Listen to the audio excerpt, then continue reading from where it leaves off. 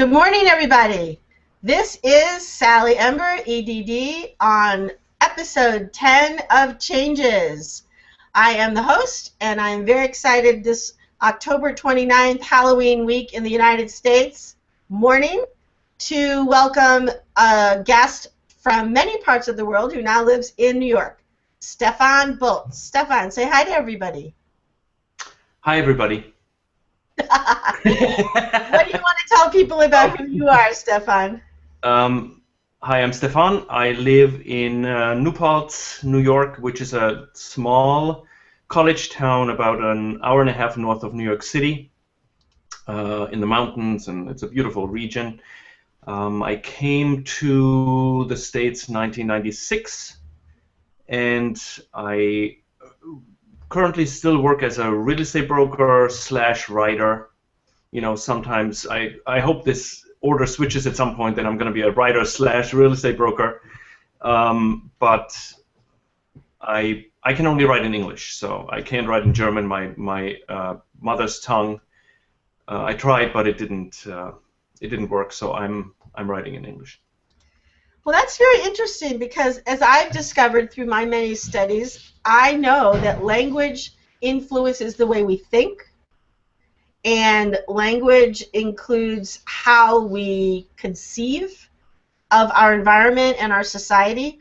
So the way you think or write in English will be different than the way you think and write in German. Are you aware of that as you're writing? I'm aware. You know, when I tried to write in German, which I haven't done in a while, but it always felt like I couldn't create an image, or the emotion just wouldn't transfer from me. And in English, it comes very natural. It's the emotion can carry much easier when I talk or when I write in English than when I do it in German. Even though I love German poetry and Schiller, Goethe, and all of them is awesome, and I can feel that, but I can't generate it myself. It's very strange. Interesting. You know. Wow, that's so cool. Now, do you have a friend named Oliver Murphy by any chance? No, I don't. Okay, Is he German also? No, he's visiting right now, and he's saying that he's interested in letting us know that he's here. Okay. And hi, Oliver, and that he doesn't have a microphone or a camera, so he's just trying to listen. But Oliver, I just want to let you know that you wouldn't be in the Hangout. You would be watching. You wouldn't be in it with Stefan and with me, because we don't do that with guests. But I really appreciate that you're here, and thanks for being here. And I'll let everybody see your comments so they'll know. And nice to meet you. Hi, Oliver. We have a few other people here that are planning to visit, and we'll find out if they show up. We hope they do. And I want to thank everybody in advance for coming today, the day it's live.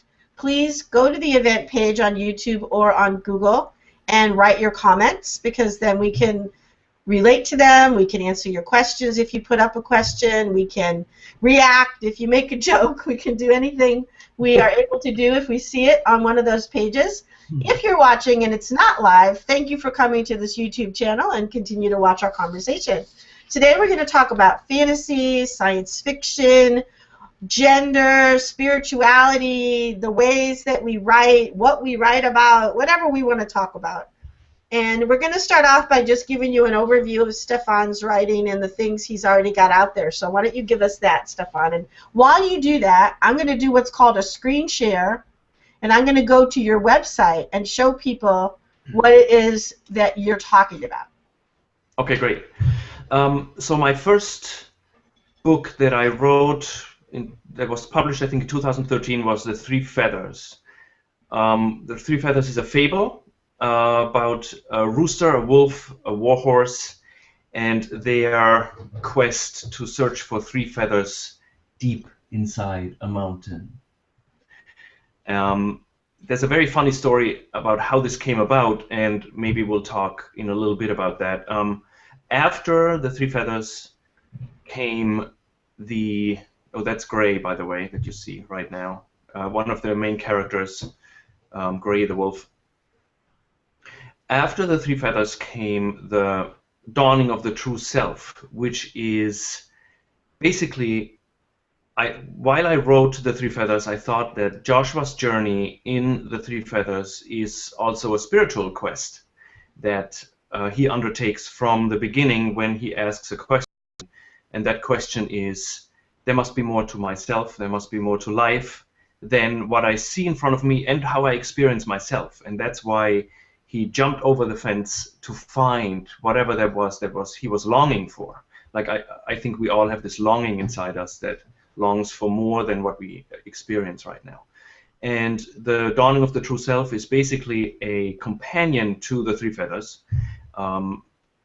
After the dawning of the true self, I started the fourth sage, but in the meantime, I was writing Dark World, which is the story of an angel who goes on a path of revenge after something really horrible happens, and it kind of shows the stations of the anger turning into hatred, into fury, and she goes on a revenge spree.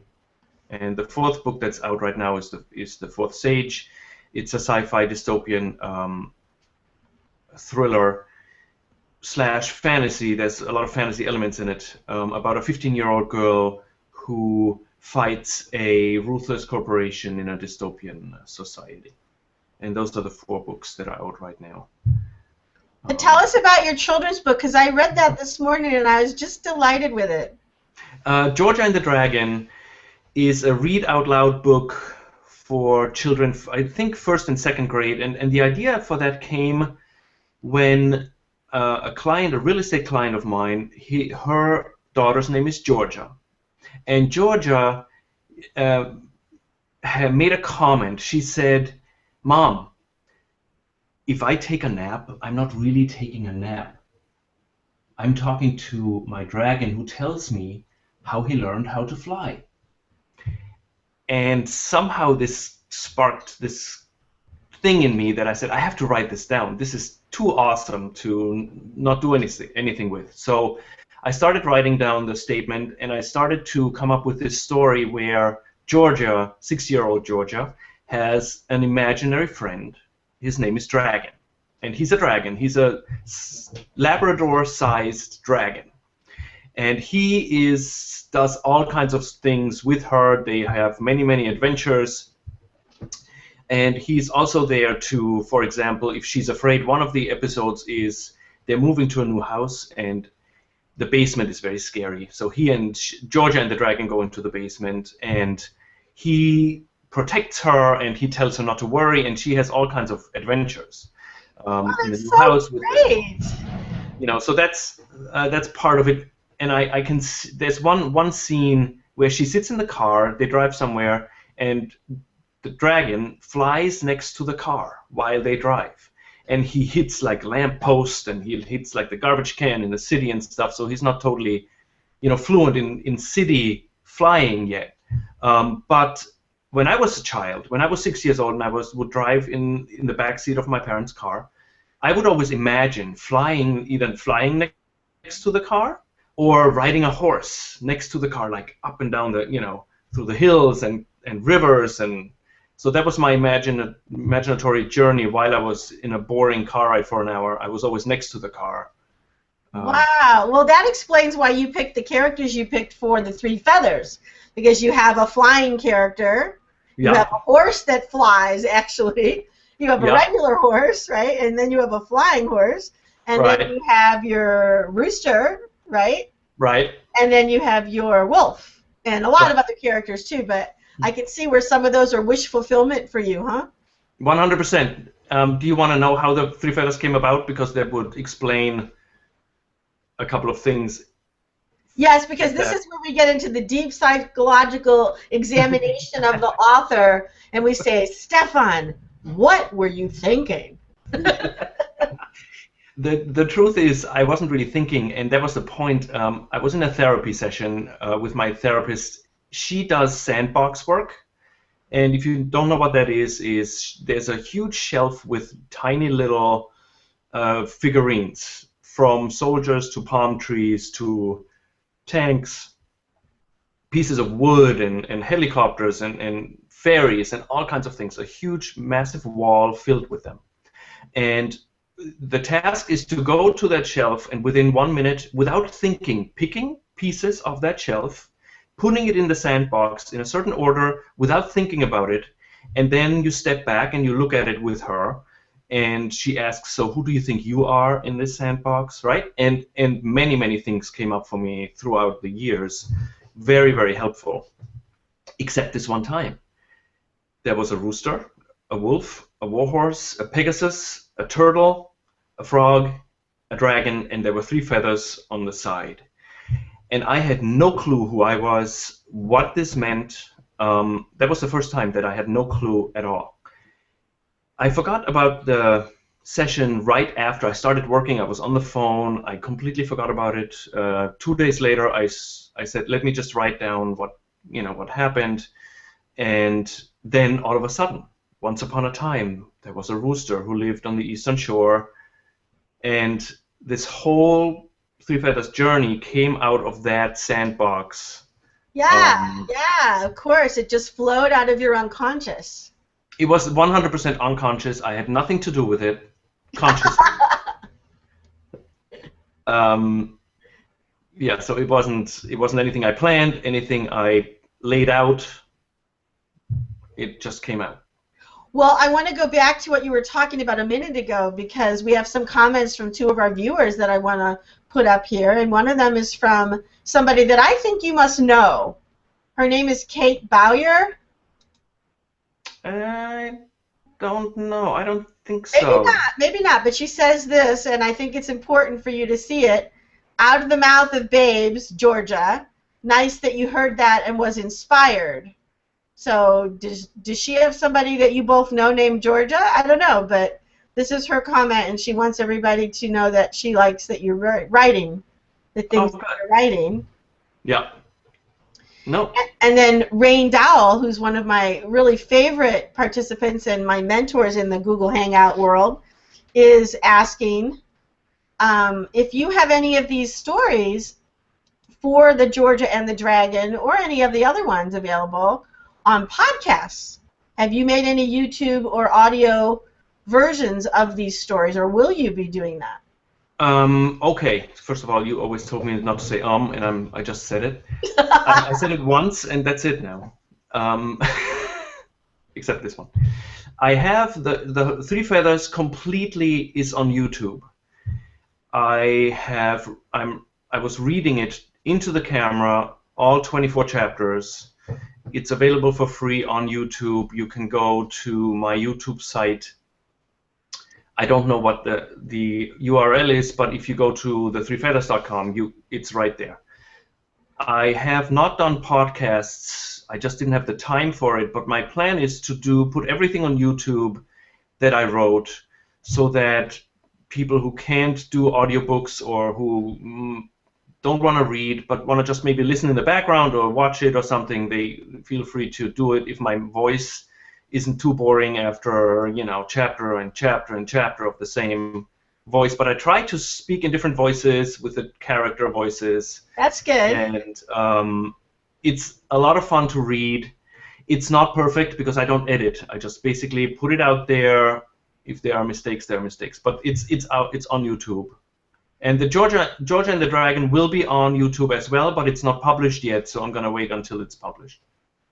Well, that's really cool, but just as an idea that Rain is putting out there to make these audio podcasts or to put out parts of the story or the first chapter or something of Georgia wouldn't be a bad idea for pre-publication. That's a good idea. I'm going to go through it one more time and see if I have to edit a couple of more things in the first chapter, and then I'll put it up. That's a very good idea. Thank you. So I'm going to go back to the whole idea of these characters that you've created that aren't human. So you've got these animals, these mythical or actual basis for your animals, like the flying horse, the real horse, the dragon, the rooster, the wolf. And in your stories, they're all anthropomorphized. I can't even say that, so that they can talk. They can talk and they can interact the way that we do as humans. Some of them are telepathic and vocal. right? And however that works. They're all telepathic. They're all telepathic, except for the human girl, Georgia. Obviously, she speaks. Oh, right. But all the rest of them are telepathic? Okay. So the question I have that we previewed a little bit that I'm going to ask you is, how do you decide what characteristics to give these non-human characters, including gender? In the case of the three feathers, it must have come out completely from my unconscious because I have no clue. Except for the rooster, I think I am Joshua in my spiritual quest. The others I have not consciously thought about. In the end, I realized that it's kind of half and half because you have the Pegasus, who's female, you have the turtle, who's female, and the main character actually of the three feathers, who is the presence of a lioness, who represents the absolute power and strength that we all possess, but have no access to. Volga? Say that again? Is that Volga? What is her name? No, Broga. Okay, Broga is a little peeper frog. Oh. So what's the lioness's name? I got mixed up. The lioness has no name. It's the lioness. That's why I don't know her name. Okay, yeah. Good. I thought it was my bad memory. No. She's a presence within this world that is hidden, and Joshua has to go through, or he has to basically go to the outermost limit of what he thinks he can do, possibly himself, and then let that go and go through that barrier and then come in contact with this amazing, beautiful being who's female, the lioness, that energy. And then, I don't want to give away the ending, but whatever happens in the last 30 pages. So anyway, I think I didn't think about gender at all in that. I just thought about vegetarianism and meat eating because Gray the wolf is obviously a carnivore because he eats like a wolf, but Joshua is very uncomfortable with the wolf eating in front of him.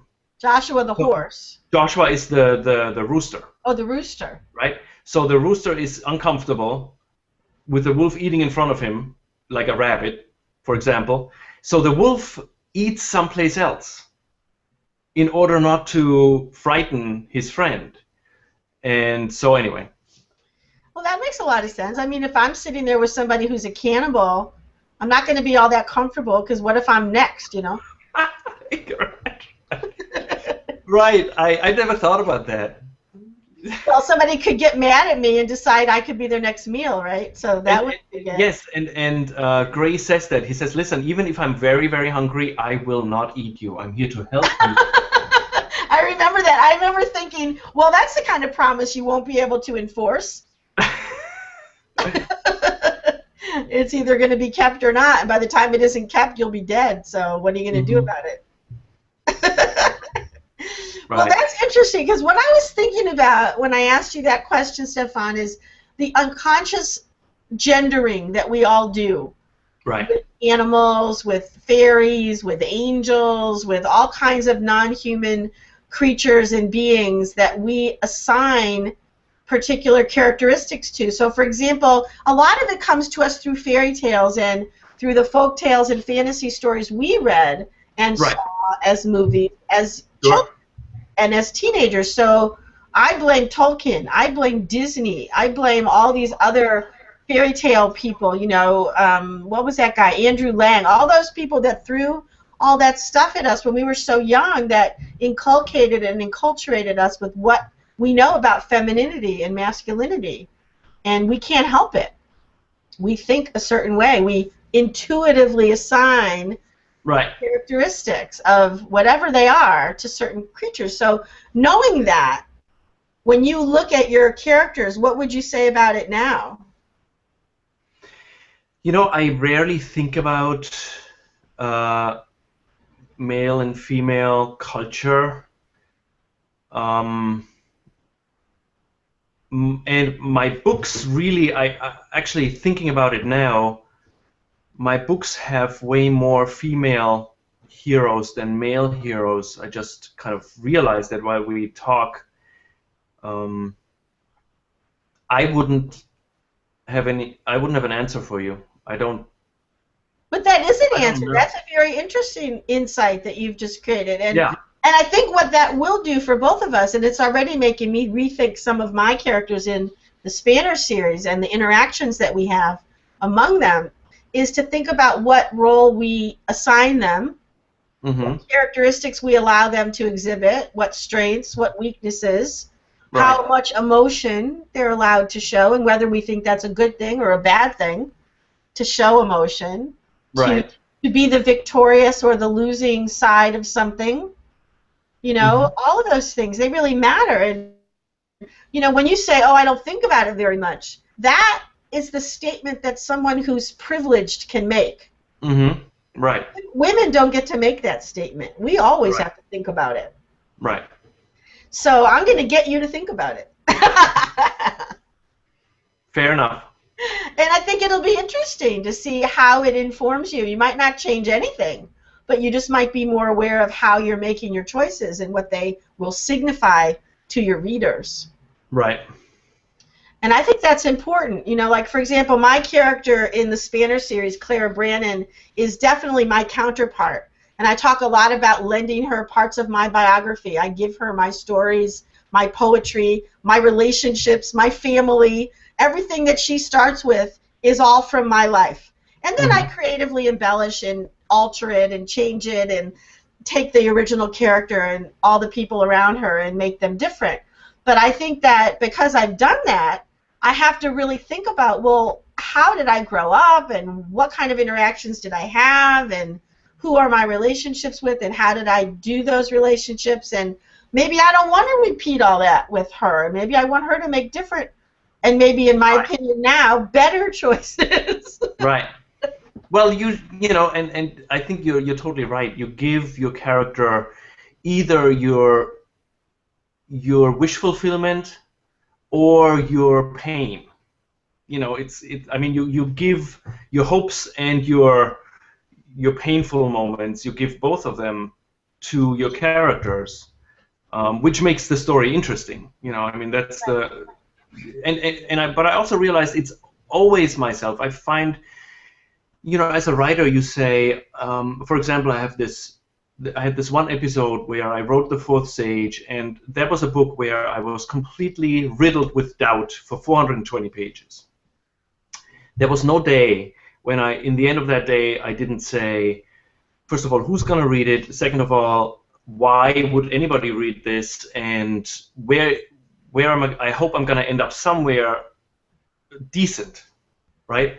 But the doubt was always there until one day when Aries, the main character, a 15-year-old girl, and I heard her voice in my head, and she used the F word, which I'm not going to use now. Thank you. He said, just write the freaking story and don't worry about anything else. And it was so strong. It was so, like, powerful. Just shut up and write it. And I was like, okay. You know, so that interaction between a character and myself, I find myself watching that interaction and realizing it's all me, obviously. There's no character. It's all part of me, right? There are 10 parts of me. So it's a psychotic thing that is socially acceptable. Well, I'm going to stop you there. It isn't necessarily psychotic, because there are whole schools of psychological and therapeutic work that want us to interact with our inner personae, starting way back with Asocioli with the psychosynthesis is what he called it, which is take all your different inner people and you have conversations on purpose with them. I agree. And then later, other people have changed it and called it other things like voice dialogue or drama therapy and psychodrama that can put it out on a stage or have other people play the parts that are really inside of us or play people in our lives. Right. And of course, Jung talked about that. Jung and Freud both say that everyone in our dreams is actually us. Right.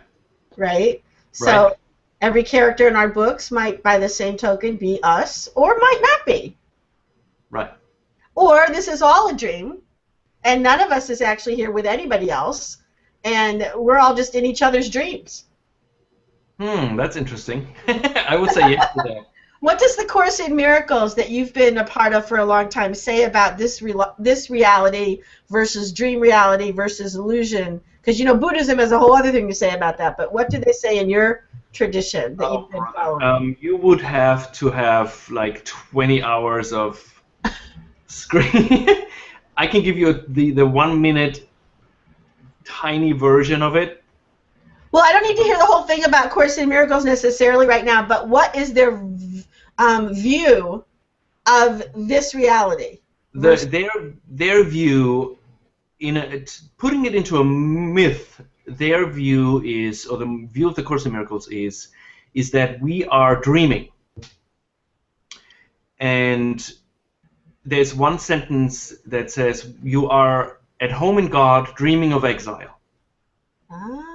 So and if you have an image, the Course in Miracles is written in a Christian language. It's not the Bible or anything like that at all, but it's written in a Christian language, and it uses God and Holy Spirit and all those symbols, but not to keep them, but to actually move us beyond it, beyond the symbols to the reality of it, right?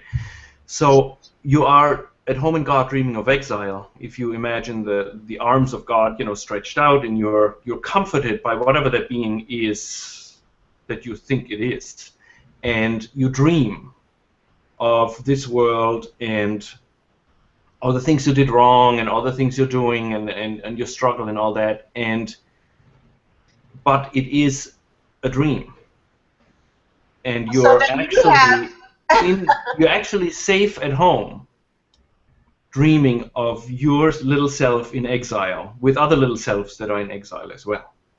And the way back is to bring everybody together, all your parts, and go home with everybody, back to when you wake up to your true identity.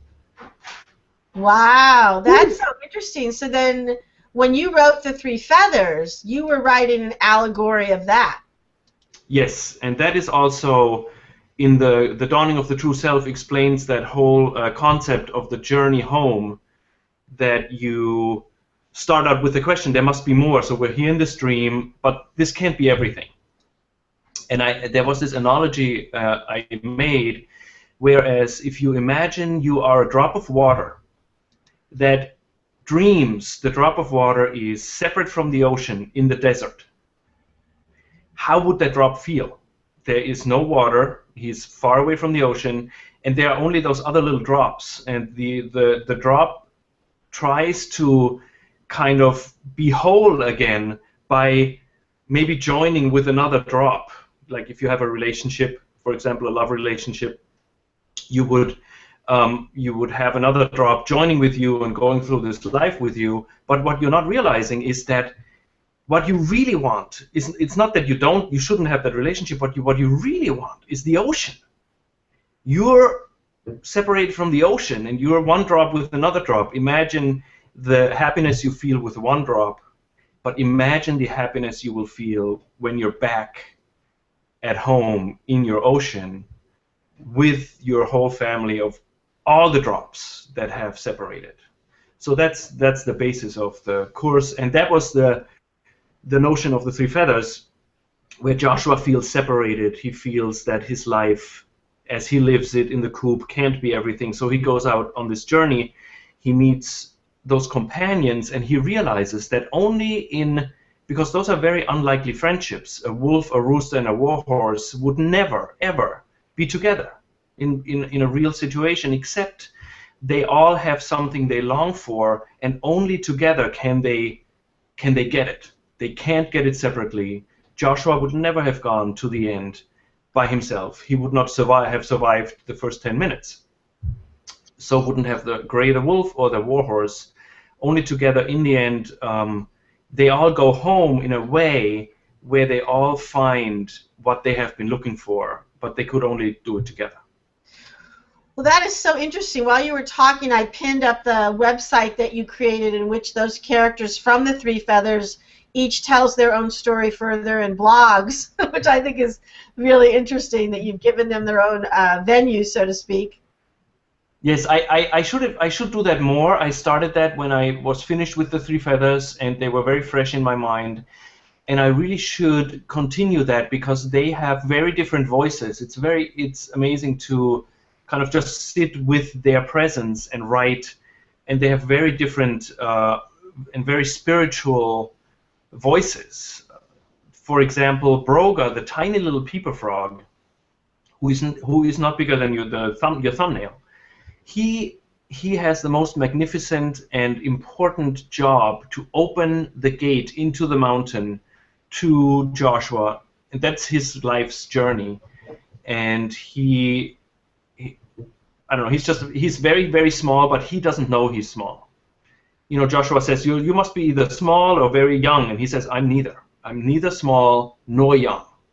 So his presence is much, much bigger than his actual physical size. And that's another topic in the Three Feathers, that our physical appearance doesn't matter at all, you know, to our spiritual journey. Well, that's really true, and Rain Dahl is saying that this is fascinating, and Oliver Murphy is saying the Illuminato searches for the alter ego, and that's why interpretation of the translation of voices that people might hear in their heads is labeled psychotic or problematic by so many doctors, is what Oliver is saying. Let me put that comment up so you can see it. Mm-hmm. Having a bit of a moment here with Google. Google's really having trouble today, by the way, and I can notice that it's fading in and out with our cameras and fading in and out with this broadcast, and I apologize because I have no control over Google. I'm not using Chrome because that made it worse, but right. This is still a Google app, the Hangout, and it's not behaving very well, but we're doing the best we can. Yeah. And I wanted this comment from Oliver to show up. I'm not quite sure I said it right, but I think what Oliver is trying to do is engage us back to the part of the conversation where we were talking about, you know, who's dreaming whom and who's saying what, and is this an illusion of an illusion, and do we all really want to get back to the ocean? In Buddhism, we talk about awareness, and one of the metaphors for that is an ocean. Right. So that makes a lot of sense to me, and I think that in my books I talk a lot about a more utopian or optimistic view of the alternate futures, precisely because it's very, very hard for me to imagine only the dystopian or pessimistic views as the only likely choices. That makes me too discouraged. Right. Right. You should not be discouraged. That's true. I do not want to be discouraged. I am naturally resilient and naturally optimistic, but I am a very cynical optimist, is the way I think of myself. I'm very skeptical. I question everything, but I have this deep romantic heart. Yeah, that's good. Questioning something is probably the best starting point, right? If you don't question anything, then you're at the point where you are and you don't go anywhere. Questioning it, I think, is the first. That's true. Well, my son, who's now in his 30s, was given a T-shirt when he was about 4 or 5 years old that said "Question Authority." Right. And I have a picture. Your mom. Right, and I have a picture of him that he actually put in his 8th grade yearbook of him with a plastic Tupperware kind of cover a bowl stuck on his head with his face showing through it, and he's wearing this shirt, "Question Authority." And you can imagine the conversation that preceded his putting this bowl on his head, and he put it on his head anyway. No, that's and perfect. Then he was stuck. And so, of course, being the good parent that I am, I have a long tradition of not helping him out of these situations without first taking a photograph to document the fact that he has done exactly what we told him not to do. Exactly. On his first birthday, I have a picture of him covered in mud. We allowed him, because he wanted to do this, to crawl through this mud puddle. He was born in May 1st, and that one of the first puddles of the year in New Hampshire had happened, and he wanted to crawl right through it. I said, okay, you can do that. It's your birthday. Fine, crawl through this puddle. So, of course, he gets through the mud puddle. He's covered in water and mud on his face and his hands, and he's kneeling, and he's saying, Mommy, pick me up kind of thing. And I'm like, I went and got my camera. I'm taking a picture of it. This is what you get, buddy. You wanted to crawl through the mud puddle. This is what it feels like. You have to have a picture, right? I'm not picking you up till I take a picture to document your folly. And so he now tells me that he's, of course, been in years of therapy to get over the fact that I was unhelpful. But anyway, that's not true. But I think it's really important for us to consider, how do we document our dreams, our hopes, our fears? And as writers, we do a lot more documenting than most people. Right. I agree. I think that's basically what writing is. Didn't Hemingway say, writing is easy, you basically sit in front of a typewriter and bleed? Oh, yes. Right? So famous for that view of writing as just like unsticking your intestines and gluing them out to the paper, right? Right. Yeah, I think that's, and the truer I think you can come to your own emotions, the more the audience will get into it. I'm convinced that if I don't feel it, you don't feel it as the audience. If I feel it deeply, then there's a chance that the audience can feel it as well. Whatever that emotion is. I wrote a scene of the main character drowning underwater, and it was the worst scene for me to write. I was in that little tube, it was claustrophobic, and I felt my chest like, caving. It was horrible to write it. And I get many comments on that scene that it was very, very real, and I felt it. And I think that writing from your own experience of any emotions you can possibly think of, that's what makes it really valuable for the audience to experience. It's true, and I shy away from some of that. I have to say I'm a little bit, or very much of a wimp when it comes to writing really hard, especially violent or really unpleasant kinds of scenes. I write them last. I postpone. I procrastinate. Right. I don't want to do it. Yeah. And some people like to write those a lot. They love the fight scenes and the war and the conflict and the arguments, and they write them first. They're all jazzed up and passionate, engaged, wanting to write it.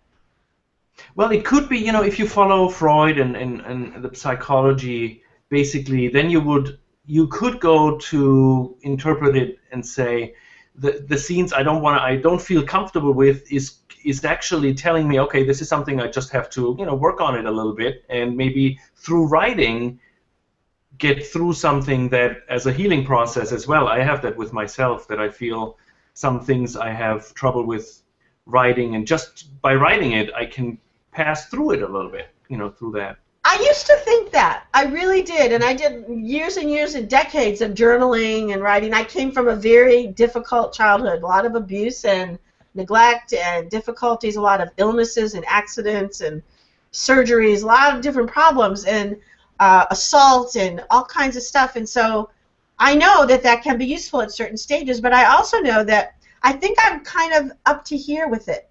Right. I've had a lot of friends die. I've had friends be murdered. I've had real-life experiences that are horrifying. And so I think because of that, I don't want to write about them. I don't want to go to movies that have them. I don't want to read books that have them. I have friends who've been horribly assaulted. I don't want to read about that in a book. That's not entertaining to me. That's not interesting. That's just horrible. So I know some people need it, or they still feel it's therapeutic or helpful, but I think I'm just full. And there are so many other things to write about. Yeah. It's really true. It's really true. And I say that I like to have my hangouts and my books be PG, right. 13 anyway, for interest, not so much language or content, because I want everybody who reads them to then understand that there are these things happening that might not be so great, but they're happening off camera, they're happening off stage, they're happening in a different part of the imagination. They're not going to be in the print part that you read, so you can make them as gory or as not gory as you want. Right. I agree. It's been my main objection to a lot of the movies lately that have depicted science fiction and fantasy stories. They put an excessive amount of airtime into the big battles. Right. I agree with you. For one thing, I find it boring. And for another, there's no plot, really. And it's loud, and it's confusing. And why? I mean, really, it's like, okay, all these people are battling, and the outcome is all we really care about. So why do we have to spend 10 or 15 minutes watching and listening, or 20 minutes or a half an hour? Car chases and rocket chases and firing on each other. I'm like, oh, come on, get over it. Right. And what I also think, you're totally right. When you see the big superheroes, Iron Man and Superman, the last Superman movie, horrible. Think about the last 20 minutes when he basically, why would he not take the evil guy out into the desert? No, he stays in the city. Hundreds of thousands of people are dying. Right. Because he fights this villain in a high-rise city. Right. I mean, hello, you're Superman. You have super compassion, right? Super humor. Supposed to. Humor, and go out in the desert and do it there. So, I think that's a lot of things with the superheroes. They have, yes, they do something good for, humanity, but on the other hand, they're destroying as many people in the process as they're saving in Hollywood. Right. Right, in the movies. Transformers. How many people died in Transformers when they fly? I mean, it's crazy. I don't even watch that movie. I mean, I was just disgusted. And I only watched Superman because I was a big fan as a kid and had every comic and read them all, and I was really interested in what they were going to do with it, but I was so disappointed. Right. I found it really boring. I'm not interested in watching how many ways people can throw things at each other. Right. I have a very limited attention span for that. Yeah, different heroes are what we need to write. Well, let's get back to that, what we need to write, because I'm interested in that you're using YouTube. I think that's great, and we're going to talk about that more in a few minutes, and that you write about angels, and you write about flying horses, and tell me a little bit about whether you have any personal experience with telepathy. I'm going to put you right on the spot here, Stefan. Okay. Yes, I do. Nothing major, and I don't think telepathy is anything major. But I think you can, if all our barriers would be gone, we would be 100% able to communicate with somebody else in our thoughts. That's my conviction. We are just completely scared of the power our mind has. That's why we make ourselves small, and we're like, oh, it's not me. We try to kind of steer away from the power that we actually have. So those barricades are preventing us from talking to other people in our thoughts. And I had many instances where, you have that too. You think about somebody, the phone rings, this person calls. Or my ex-wife and I had this thing that was called the Other Communication something, OCS, Other Communication Service, where we, over 3,000 miles, would try to communicate, and sometimes it would just totally work. Wow, so that's like remote viewing. Right, exactly. So the distance doesn't matter. It's only in our very limited awareness that distance matters, time matters. I think you could talk to somebody that lived 200 years ago. If we would be open enough, we could do that. So the telepathic thing in the Three Feathers, all the animals talk telepathically, and I think, how do we know they're not? How do we know that they are? And they are, right? Yeah. Have you read any of Temple Grandin's books about animals? No. You know who she is? Which one? Oh, I think something. I think you might have just been kicked out. Let me see if I can read you something from the Three Feathers that says something about that.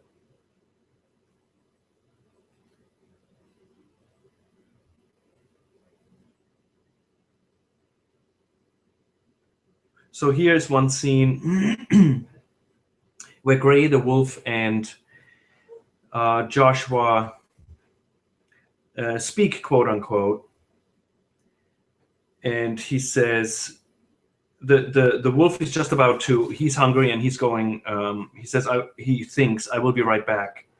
the wolf thought. There's a nest of rabbits just below. And he was gone. 5 minutes later, he came back with 2 rabbits in his mouth. These Okay. Hangouts and I just aren't friends, and I always get kicked out at least once. Can you hear me now? I can hear you. Can you hear me? I was just able to hear you. Hold on. Okay, good. I can hear you now too. Okay, Sorry, good. everybody. I did what you told me to do. I was reading from the book. Good. Keep going. No, it's fine. It's fine. Oh, there was just this one scene with the telepathic. Go ahead. With the telepathic thing, it says. So the wolf basically wants to get a rabbit, and he says, "I will be right back. There's a nest of rabbits just below." And he was gone. 5 minutes later, he came back with 2 rabbits in his mouth. He entered the cave, lay down, and started to eat them, clearly enjoying himself. Joshua watched from his branch, feeling a bit uneasy. "I'll leave some for you if you want." Gray's thoughts reached him. "No, thank you. I'm fine." "There were rabbits on the farm you lived in?" "Yes. How do you know?" "If you don't want everything around you to know what you are thinking, you will need to learn how to guard your thoughts better." And then it goes on and on. So I think we guard ourselves so that we can't communicate with each other. And it would be, I think that's the final frontier. I think to have those I don't think it's space. I think it's the inner space of removing those blocks to the awareness of another person, and from there to others. Anyway, that's my... No, that's true. I appreciate that you shared that, and I'm interested in all the different ways that different writers talk about and use telepathy, because I think it's one of the ways that we are exploring ourselves. I know that physicists and scientists have now come up with ways that they can prove that thoughts can be transferred.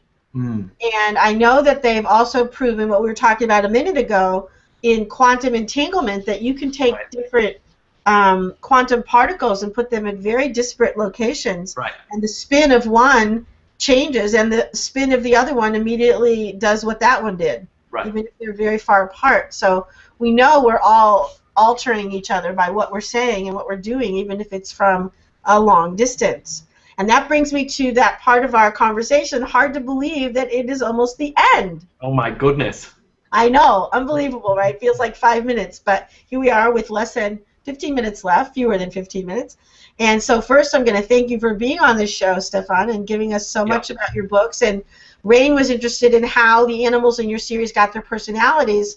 I'm going to tell Rain to listen to an earlier part of the show where you talked about the sand tray and how you first came up with the characters, and maybe she'll get something from that. And then to go on to your blog, where the animals talk about themselves and write their own stories, right? Yes. And then I'm going to ask you if there's any upcoming projects, releases, and appearances you want everyone to know, and give us your website again. The website is the3feathers.com.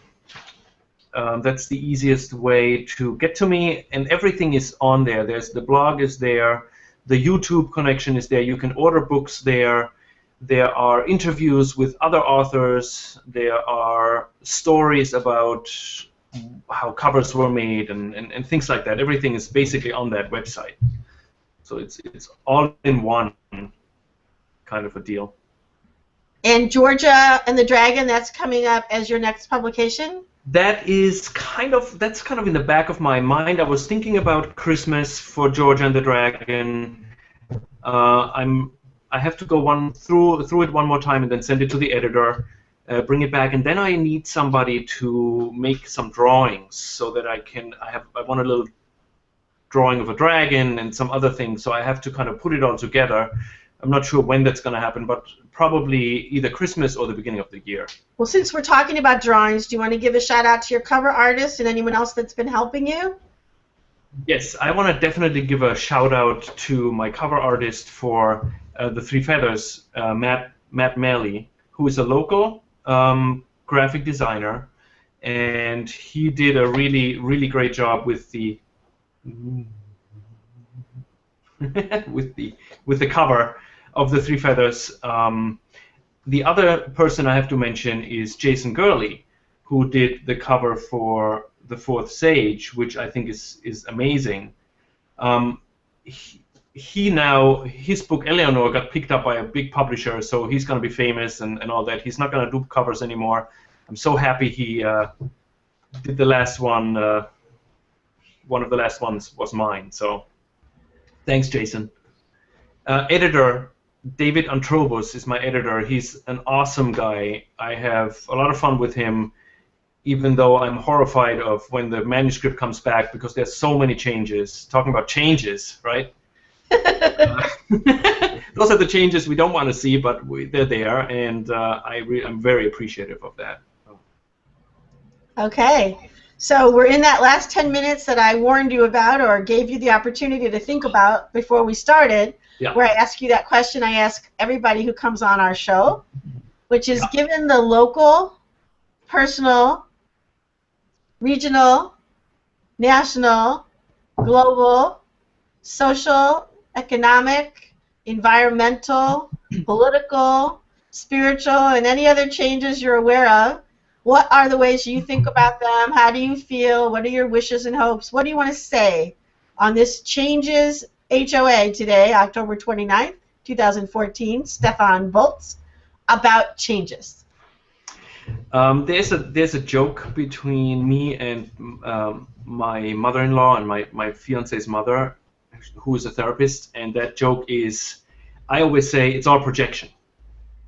So in that vein, my changes would be internal, because everything on the outside is, in my view, a projection of what's going on inside. So the only way to make true changes is to first start inside for me.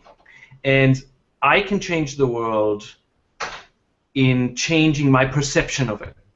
So if I, for example, if I have somebody that I hold a grudge against, that world gets dark in that spot that I see. That's why in Dark World, the little novella with the angel, where she goes on a path of revenge, and she falls ever deeper into the darkness of her own revenge thoughts, and she takes the world with her toward the end. So my thinking is, if we can change our own mind, the world will change. And I have this allegory with the movie theater, because I'm a very big movie person. I watch a lot of movies. I'm very visual. So you sit in the movie theater, right? And the movie's playing Lord of the Rings, Return of the King, on a big screen, and there's a black dot that's kind of goes like this, on the screen. Nobody would go to the screen and say, "Oh wait, I need to get a vacuum cleaner and vacuum that little dust thing off," because it's not there. The actual piece of dust is in the lens. So what you need to do is you have to go back to the projector person and say, "Could you please remove the little speck of dust on the lens?" Once he does that, or she does that, everything completely changes on the screen. So that's my view of changes, would be, if we could, one at a time, basically heal our own mind through whatever means are available to us, whatever paths we take, Buddhism, Christianity, cleaning the bathroom, it doesn't matter, right? Whatever our means are, our languages, our symbols are, and through those have a little bit more peace in our lives, in our own mind, that would project out to the world, and that would change it. That would truly change it, I think. That would be the one change I think would make a big difference, to clean the lens of our own projector. And if we would do that, our light would come forward and would illuminate the world. And that's, I think, how we would make the biggest change. I think that is possible to us, because we can't change the outside. we can only change really ourselves, and from there it radiates outward. Well, I think you're secretly a Buddhist, Stefan, because that just very well described one of the main teachings in Buddhism, which has to do with how we see ourselves and how we see the world, that we aren't really looking out through a window, even though we think we are. We're actually looking in a mirror. Right. And if the mirror shows us a dirty face, it's going to be fruitless to clean the mirror. What we have to do is clean our own face. Right. There's one sentence in the Course in Miracles that I always go back to. It says, your brother shows you only love. The rest is yours. Ah, interesting. And that's big. That puts a lot of responsibility of how we see the world on us, you know, and that is a similarity to Buddhism with the Course in Miracles, 100%. Well, and I think what we also have to do with that is consider that and then move out into activism with a lot of mindfulness, because it still isn't going to be sufficient only to take care of ourselves and only to consider ourselves. We do have to take action in the world. Right, and I 100% agree. I think they both go together. I think the mistake is made if you only do one. If you only do the outside, then you're out there and you're losing. I think we're losing ourselves in what's going on. I think we have to have the balance between the inner work and then going out the door and doing whatever we feel needs to be done, 100%. But I think we need to have the both sides of that in order to be truly effective, to be compassionate and do what needs to be done. And I totally agree with you. I completely agree. And in Buddhism, we talk about the two wings of the bird are both needed for flight, and one wing is wisdom, and one wing is skillful methods or means, are the way those are translated. So the bird can't fly with just wisdom or just fly with methods. It's got to fly with both, and that's really true for everybody. Right. Yeah. We're back at the wings yet. You. Oh, go ahead. We're back at the wings yet again. That's right. We're back at flying. That's where we started. And I want to thank you so much, because you've been a great conversational partner for this Thank you. HOA episode 10, right before Halloween in America and right before the El Dia de los Muertos in a lot of Spanish-speaking countries, and All Saints Day, November 1st, in a lot of Catholic countries, and it's a time of harvest in a lot of places. We just finished the Jewish festival of Sukkot, where they sit outside and enjoy the outdoors and eat and even sleep out in the sukkahs to appreciate nature and appreciate the bounty that we're all being able to access if we're fortunate enough to do that. I want to give a shout out to everyone who's visiting today, who has visited and will visit in the future on YouTube. My website is sallyember.com, and there is a special page for the Changes HOA there, where you can see all the schedules, all of the URLs from past shows and upcoming shows, guests, and if you would like to be a guest on Changes, if you're an author of science fiction or fantasy, or a philosopher or an inventor, or someone who just loves to talk about interesting topics, present yourself to me after you've seen an episode. Obviously, if you've gotten this far, you've seen this episode. So then you can email me at sallyember@yahoo.com and tell me when you'd like to be on. The schedule is on my website. If you can navigate the website, you have a good chance of being able to navigate this Hangout. I want to apologize to everyone for how erratic the camera has been and being kicked out in this Hangout, and Google is just going nuts this week. It upgraded itself into disaster, and it's been a really big problem with every part of Google and Chrome. So I'm sorry for that. And Rain is saying that we had a fantastic Hangout. Thank you, Rain, for being here. I'm afraid to put your comment up because every time I do anything, everything starts going haywire. So I'm just going to thank you, Rain Dowell, for being here, and Oliver Murphy, and other people who are here who didn't make a comment that I can't see that you were here. Thank you for being here.